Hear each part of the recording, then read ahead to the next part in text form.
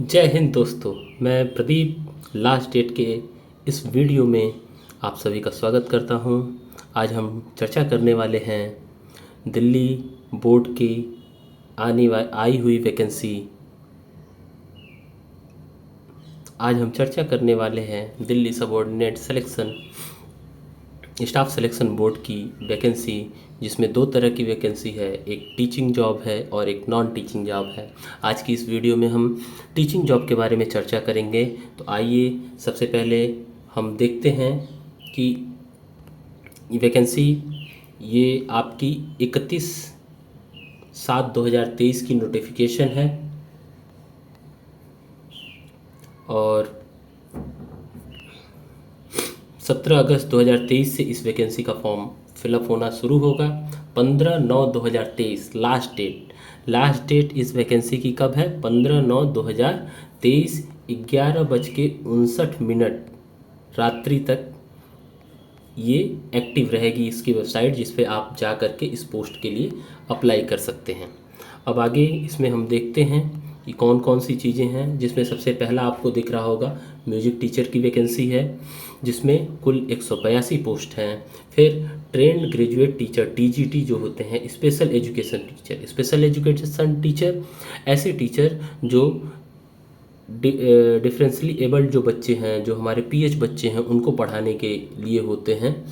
और इसकी कुल 581 पोस्ट हैं। इसके लिए स्पेशल बीएड का कोर्स होता है। अभी हम लोग आगे चल करके इसकी क्वालिफ़िकेशन के बारे में भी जानेंगे। अभी देखते हैं कि वैकेंसी में क्या क्या है। बाकी ये सारी जो वैकेंसी आप देख रहे हैं, ये नॉन टीचिंग पोस्ट की वैकेंसियाँ हैं। टीचिंग पोस्ट में जो वैकेंसियाँ हैं उसमें आपकी पीजीटी एग्रीकल्चर मेल की पोस्ट है एक, और पीजीटी फाइन आर्ट्स पेंटिंग में फीमेल में 2 पोस्ट हैं। ये आपकी टीचिंग पोस्ट में 2 वैकेंसियां हैं। उसके आगे आपका पीजीटी ग्राफिक्स मेल, इसमें 1 पोस्ट है। इसी तरह पीजीटी संस्कृत टीचर जो लेक्चरर होते हैं हमारे इंटर कॉलेज में 11th-12th में पढ़ाने के लिए, उसकी कुल 13 पोस्ट मेल के लिए है और फीमेल के लिए कुल 1 पोस्ट है। ईवीजीसी मेल की 138 पोस्ट है। इसमें क्या है, आपके वोकेशनल जो कोर्सेज हैं अलग अलग तरह के, उससे रिलेटेड ये पोस्टें होती हैं ईवीजीसी। इसके फुल फॉर्म को अभी हम लोग आगे जब डिटेल होगा तो वहाँ पे देखेंगे। फीमेल की इसमें 50 पोस्ट हैं। पीजीटी इंग्लिश में कुल 21 पोस्ट, पीजीटी इंग्लिश फीमेल में 8 पोस्ट, और टीजीटी कंप्यूटर साइंस जो कि एक महत्वपूर्ण विषय है, इसके लिए कुल कितनी पोस्ट हैं आपकी? 6 पोस्टें हैं। तो इस तरह से हम देख सकते हैं कि टीजीटी और पीजीटी मिला करके टीचिंग से रिलेटेड हमारे पास म्यूजिक टीचर और TGT special education 2, PGT agriculture male, PGT fine arts painting female, PGT graphics में male, PGT Sanskrit male and female, EVGC male and female, PGT English male and female और TGT computer science, इतनी पोस्टें हैं। जैसा कि मैंने अभी आपको इससे पहले भी बताया कि जो लास्ट डेट है, मेरा चैनल के भी लास्ट डेट है, जिसमें हम लोग इस बात पे ज़रूर फोकस करते हैं कि लास्ट डेट से पहले आपके फॉर्म फिलअप कराया जाए, आपको पूरी इन्फॉर्मेशन दी जाए, ताकि लास्ट डेट में आपको फॉर्म भरने में कोई दिक्कत ना हो। 15/9/2023 की डेट है और कब? 11:59 तक यह वैकेंसी के लिए ये वेबसाइट आपकी खुली रहेगी। आइए इसमें हम लोग आगे देखते हैं म्यूजिक टीचर। सबसे पहली जो पोस्ट थी म्यूजिक टीचर, जिसमें कुल 182 पोस्ट थी। वहाँ पर कौन सी डिग्री चाहिए होगी? BA degree with music as on one of the subject from recognised university, मतलब कि बीए डिग्री म्यूजिक में हो। इसके अलावा यहाँ पे कुछ और भी क्वालिफ़िकेशन दी गई हैं, जैसे संगीत विशारद एग्जामिनेशन है, और आपका संगीत विद एग्जामिनेशन ऑफ इंदिरा कला संगीत संस्थान, इसी तरह संगीत प्रभाकर एग्जामिनेशन है इलाहाबाद का, इसी तरह संगीत विशारद एग्जाम भारत खंड जो संगीत विद्यापीठ है लखनऊ, जो कि अब यूनिवर्सिटी हो गया है, वो इस तरह के कुछ और भी जगहों के, यदि आपके पास डिग्रियां हैं या डिप्लोमा जो भी इनकी हैं, यदि आप उसमें भी क्वालिफाइड हैं या उसके डिग्री या डिप्लोमा आपके पास है, तो आप इस पोस्ट के लिए अप्लाई कर सकते हैं। यह 4600 ग्रेड पे की जॉब है, 4600 ग्रेड पे की जॉब है, 7th लेवल का है। और ये ग्रुप बी की जॉब होती है, नॉन गजेटेड होती है। इसी तरह आपके ट्रेंड ग्रेजुएट टीचर टीजीटी जो है स्पेशल एजुकेशन में, इसमें जिसमें कुल 581 पोस्ट हैं। अब इसके लिए क्या आपको चाहिए होगा, ग्रेजुएशन विथ बीएड और BEd with a 2 year diploma in special education और post graduate professional diploma in special education. मतलब कि इसमें आपको ग्रेजुएशन के साथ साथ बीएड चाहिए, और वो भी बीएड आपकी किस में, स्पेशल एजुकेशन में। बीएड किस में चाहिए होगी, स्पेशल एजुकेशन में यह बीएड आपकी ज़रूरत होगी। इसके अलावा यहाँ दिया हुआ है any other equivalent qualification of rehabilitation council of India. जो रिहैबिलिटेशन काउंसिल ऑफ इंडिया है उसके द्वारा भी यदि कोई उसके इक्विवेलेंट डिग्री दी जाती होगी तो वह चाहिए होगा। साथ ही साथ दूसरी क्वालिफिकेशन के रूप में आपको CTET की ज़रूरत पड़ेगी। CTET होना चाहिए। ये इसमें भी सेम ग्रेड पे है, आपका 4600 ग्रेड पे है। और यहाँ पे जो एज होनी चाहिए मैक्सिमम, वो 30 साल से एक्सीड नहीं करनी चाहिए। बाकी ये आपके नॉन टीचिंग पोस्ट हैं, तो इसके बारे में हम लोग चर्चा एक अलग वीडियो में करेंगे। अभी की वीडियो में हम लगातार केवल टीचिंग पोस्ट के बारे में चर्चा कर रहे हैं। ऐसे लोग जो बीएड किए हुए हैं या जो टीचिंग से रिलेटेड जॉब्स के लिए जुड़े हुए हैं, उनसे रिलेटेड इस नोटिफिकेशन में हम चर्चा करेंगे। ये occupational therapist, radiographer, speech therapist, assistant dietitian, assistant grade, ये सारी चीज़ें नॉन टीचिंग से रिलेटेड हैं। देखिए पीजीटी एग्रीकल्चर, यहाँ पे देखिए, यहाँ पे कुल एक पोस्ट है जिसमें मास्टर डिग्री आपका कंसर्न सब्जेक्ट में चाहिए। वो एग्रीकल्चर से रिलेटेड सब्जेक्ट में आपके पास पीजी होनी चाहिए और डिग्री या डिप्लोमा होना चाहिए आपकी ट्रेनिंग या एजुकेशन, मतलब कि एजुकेशन से रिलेटेड या तो बीएड हो या आपके पास डीएलएड, इस तरह के किसी कोर्सेज में आपका एनरोलमेंट होना चाहिए, आपके पास उसकी डिग्री या डिप्लोमा होना चाहिए। यदि आप दूसरी जो क्वालिफ़िकेशन है एजुकेशन वाली, यदि ये मतलब इसकी ज़रूरत नहीं पड़ेगी, इसमें रिलैक्स आपको मिल जाएगा। कब, यदि आप पीएचडी होल्डर हैं, यदि आपने उस कंसर्न सब्जेक्ट में एग्रीकल्चर से पीएचडी कर रखी है, या आपने पोस्ट ग्रेजुएट जो डिग्री है उसमें, और आपने हायर सेकेंडरी और जो डिग्री है उसमें आप एक्सीड करते हो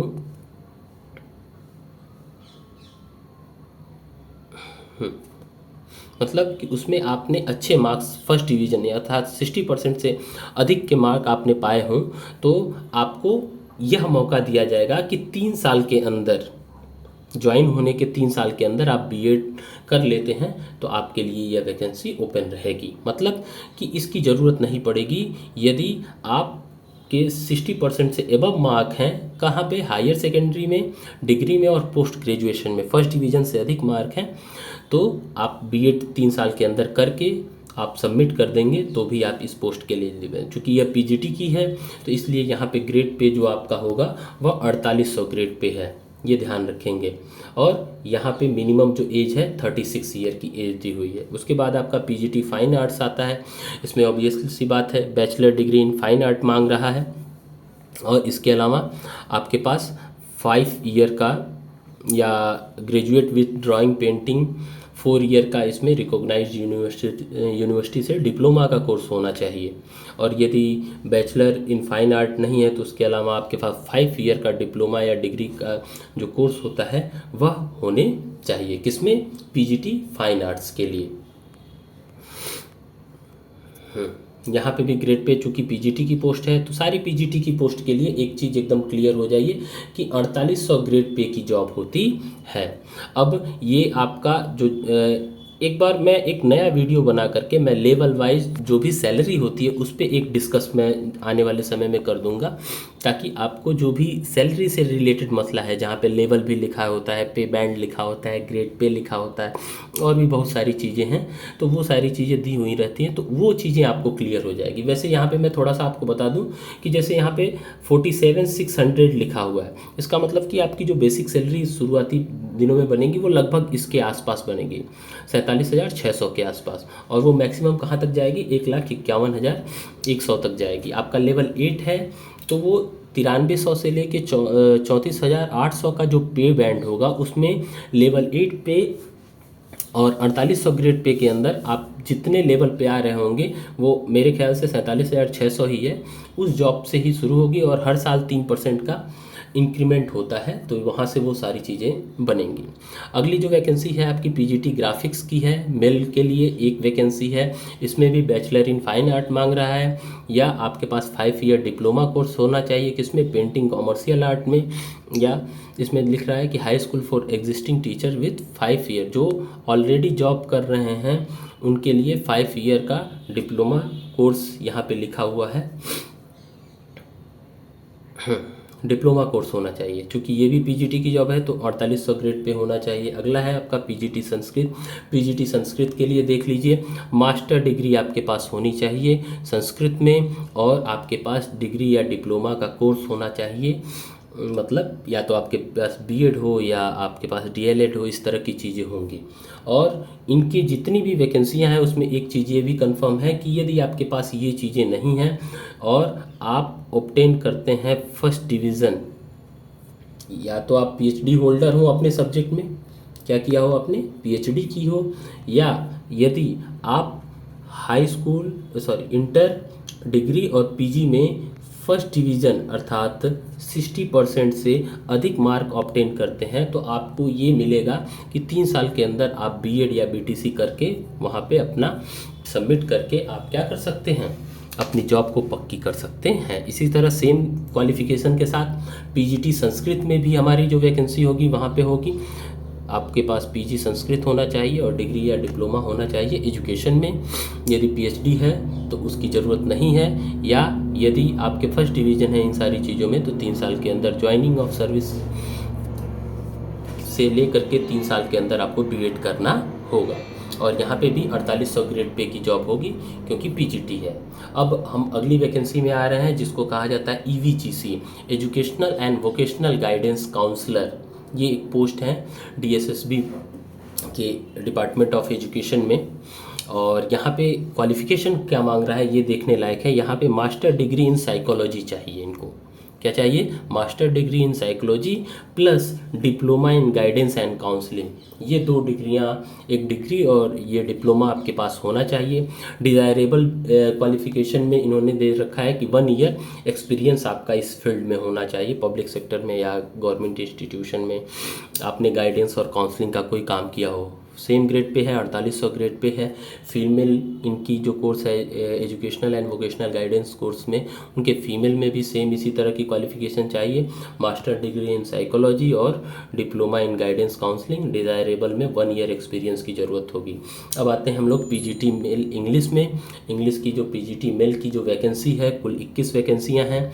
इसमें आपके पास पीजी मतलब एमए इन इंग्लिश होना चाहिए, और टीचिंग की जो क्वालिफ़िकेशन होती है उसके लिए डिग्री या डिप्लोमा होना चाहिए, या फिर आप पीएचडी हो, या फिर आपके फर्स्ट डिवीज़न हो, ताकि आपको 3 साल की प्रेफरेंस मिल सके वो कंप्लीट करने के लिए एजुकेशन कोर्स। और इसमें भी आपकी जो ग्रेड पे है 4800 का ग्रेड पे आपको मिलता है। सेम पीजीटी फीमेल के लिए भी, इसमें भी कुल 8 पोस्टें हैं, और सेम जो क्वालिफ़िकेशन पीजीटी मेल के लिए है सेम वही क्वालिफ़िकेशन इसके लिए भी होते हैं। लास्ट में हम ये देखते हैं TGT computer science. TGT computer science के लिए कुछ चीज़ें इंपॉर्टेंट हैं, ध्यान देंगे, खास करके हमारे बीटेक वाले बच्चे या जो जिन्होंने बीएससी कंप्यूटर साइंस कर रखा है। क्या मांग रहा है, बीएससी कंप्यूटर साइंस, बीसीए या बैचलर ऑफ आईटी इनका वो सब्जेक्ट हो, और या फिर ये बता रहे हैं कि ग्रेजुएट डिग्री होनी चाहिए आप जिसमें मैथमेटिक्स एक सब्जेक्ट रहा हो, और 3 साल का आपके पास डिप्लोमा होना चाहिए, किसमें, कंप्यूटर इंजीनियरिंग में।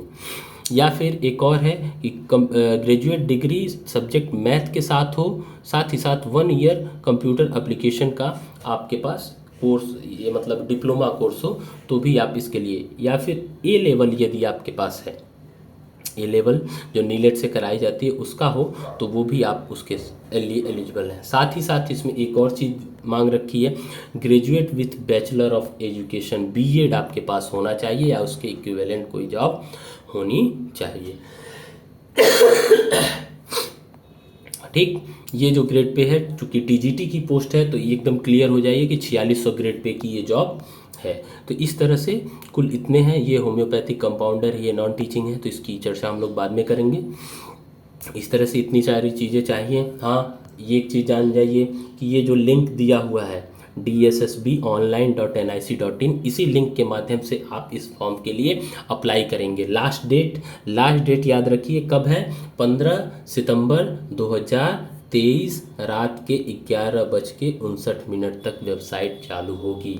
लेकिन हम लोग लास्ट डेट का इंतज़ार नहीं करेंगे, जितनी जल्दी हो सके फॉर्म अप्लाई कर देंगे, क्योंकि लास्ट डेट में सर्वर पे लोड अधिक होता है, तो हो सकता है कि आपके फॉर्म आपको भरने में दिक्कत हो। मैं एक बार फिर से उसी चीज़ को यहाँ पे मैंने हाईलाइट किया हुआ है। ओपनिंग डेट कब है, 17 अगस्त 2023। इसका मतलब कि आज से आपकी साइट ओपन है, आप जा कर के भर सकते हैं और यह खुली रहेगी 15 सितंबर 2023 तक। ठीक, एक और चीज़ का ध्यान रखेंगे कि ये जो फॉर्म है इसको भरते समय पूरी सावधानी के साथ फॉर्म भरेंगे। क्यों सावधानी के साथ भरेंगे, क्योंकि once online application form is submitted, no request for change और करेक्शन और मॉडिफिकेशन विल बी इंटर्ड और अलाउड अंडर एनी सर्कमस्टेंसेस।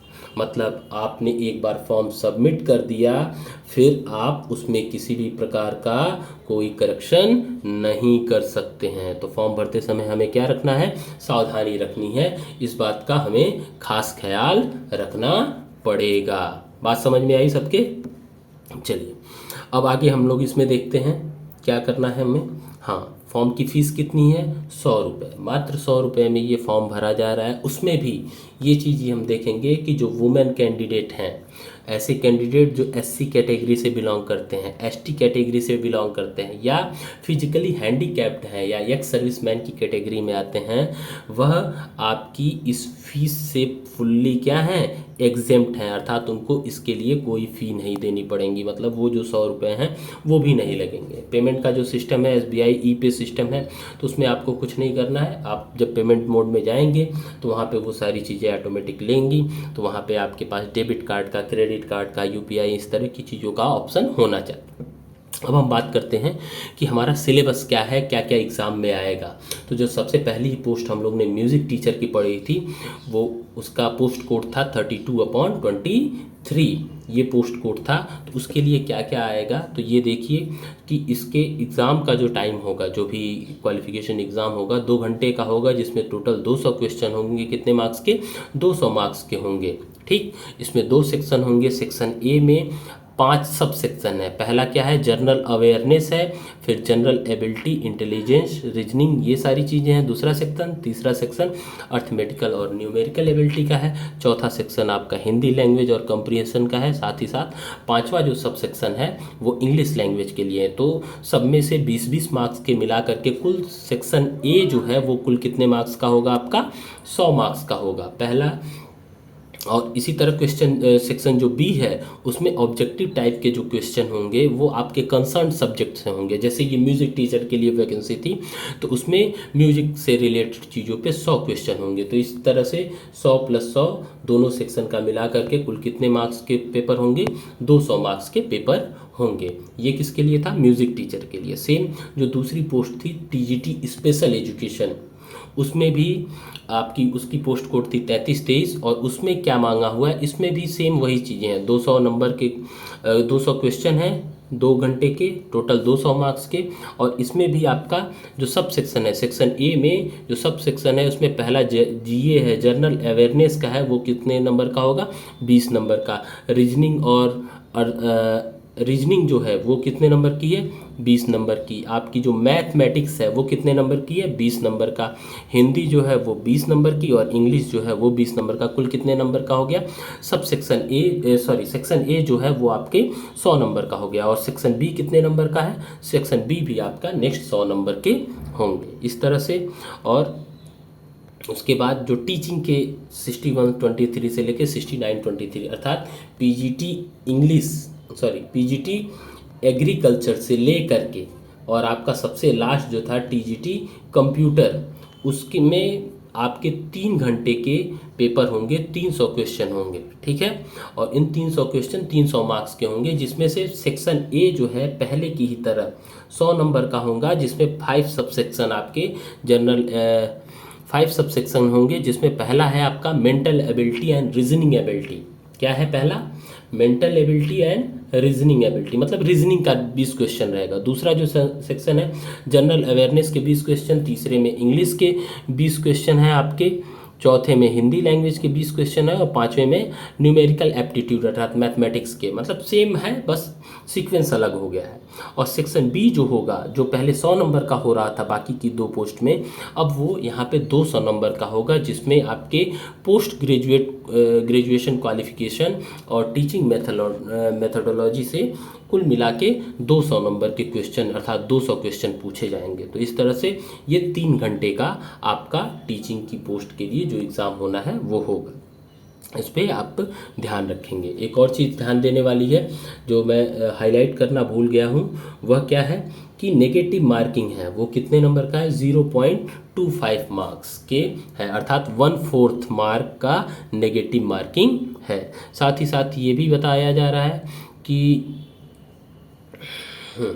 आपको आगे बताते हैं कि इस पोस्ट में जो आप एग्ज़ाम देंगे उसमें क्वालिटी को मेंटेन करने के लिए, क्वालिटेटिव सिलेक्शन के लिए मिनिमम क्वालिफाइंग मार्क्स इन्होंने अलॉट कर दिया। इट मीन्स क्या कि आपको यदि जनरल के हैं तो आपको 40%, यदि ओबीसी के हैं तो 35%, एससी एसटी या हैंडीकैप्ड है तो 30% आपको मिनिमम पाना है।